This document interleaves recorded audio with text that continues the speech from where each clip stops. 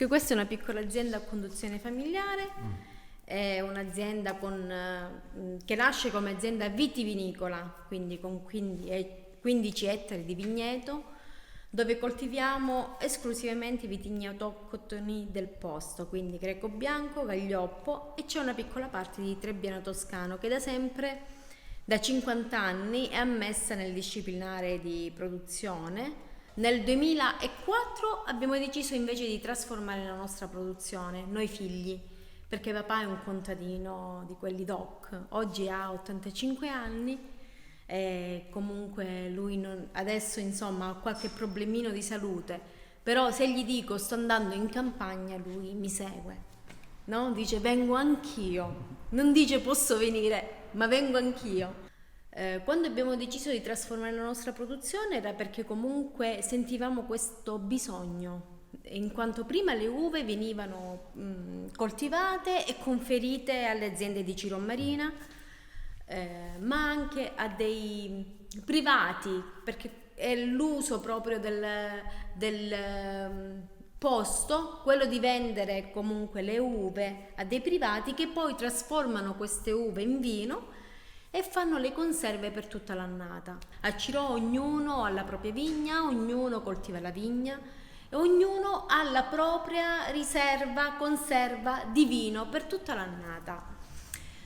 E quindi avevamo questa tipologia di mercato. Poi crescendo noi figli abbiamo deciso comunque di fare questo passo in avanti, cioè di trasformare la nostra produzione. Abbiamo avuto un consulente per 6 anni, dopodiché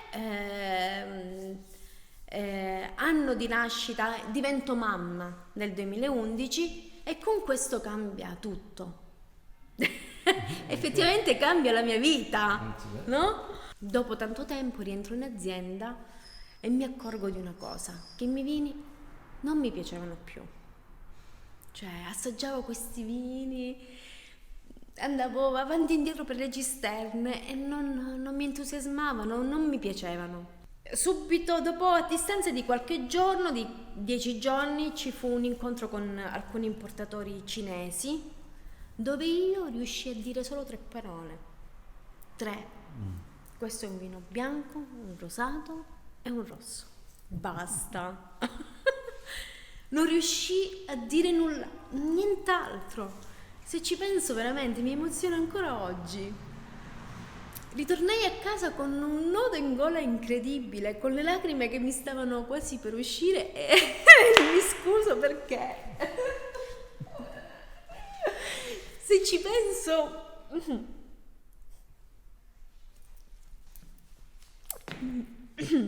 mi emoziono ancora oggi. Avevo capito che non era la nostra strada quella. Avevo capito che era arrivato il momento di dare una svolta alla nostra azienda. Non mi capita veramente mai. Cioè, se io penso ai soldi, a me viene il rigetto, viene il disgusto. Cioè, io non penso mai ai soldi nel mio percorso, nel percorso aziendale. Io penso sempre al lato emozionale. Quello che io volevo era il territorio. Volevo che nella mia bottiglia di vino ci fosse Cirò, il territorio di Cirò. Perché io tu mi puoi dare qualsiasi vino, ma io il Gaglioppo per me è il numero 1, cioè perché sono cresciuta insieme a lui, no? Insieme a lui, insieme alla mia idea di vino. Io quando ho iniziato comunque a avere questa consapevolezza è perché ricordavo il vino che faceva il mio papà, che non c'entrava assolutamente nulla con quello che noi mettevamo in bottiglia, che aveva un suo mercato anche di successo, tra virgolette, no? E non aveva nulla a che fare. Poi iniziai ad assaggiare i vini che avevo una grande ammirazione per Francesco, Sergio, Cataldo, i ragazzi di Côte di France. Avevo un'ammirazione incredibile per la forza che avevano di far conoscere un prodotto estremamente territoriale. E in tutti questi anni io ho maturato quest'idea, no? Ho maturato quest'idea finché la maternità poi è stata la goccia che ha fatto sarà uno stato ormonale differente, non lo so.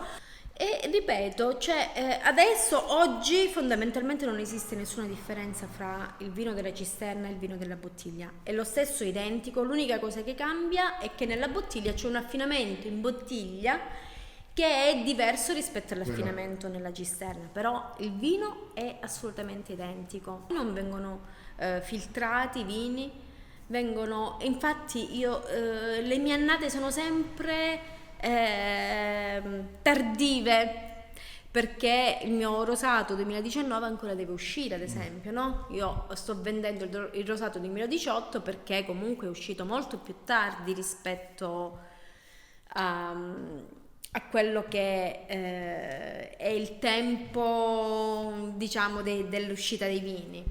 Io ho deciso di rivoluzionare tutto, cioè di non rivolgermi più ad un pubblico calabrese, quindi di partire, sono ripartita completamente da zero, cioè come se avessi creato una nuova azienda.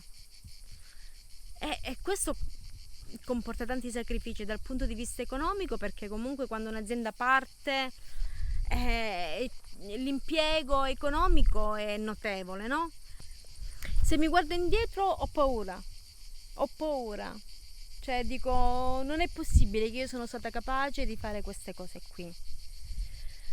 Però se analizzo la situazione penso che la voglia di dare una svolta definitiva a questa azienda era così grande che non ho valutato i rischi cui andavo incontro, né tantomeno le sofferenze che sarebbero nate in seguito, perché comunque ho azzerato il mercato, da un giorno all'altro ho azzerato tutto e sono ripartita da zero, cioè un'azienda completamente nuova, quindi l'impegno fisico, cioè avanti e indietro per l'Italia, dalla Calabria, Roma, Calabria, Milano, Toscana, cioè è stato notevole, cioè non avevo tempo né per mio figlio né per mio marito, per la mia famiglia, tempo zero. Chi mi ha saputo anche capire, devo essere sincera, cioè mio marito mi ha capito perfettamente e infatti stiamo ancora insieme. Cioè io sono stata determinata, questa è l'unica parola che mi viene da dire, determinata nel voler fare quello che io volevo veramente fare, cioè un vino di tradizione, un vino territoriale. Quello che poi i rischi non li ho presi proprio in considerazione, non li ho presi in considerazione ed è stato forse un premio questo, non lo so.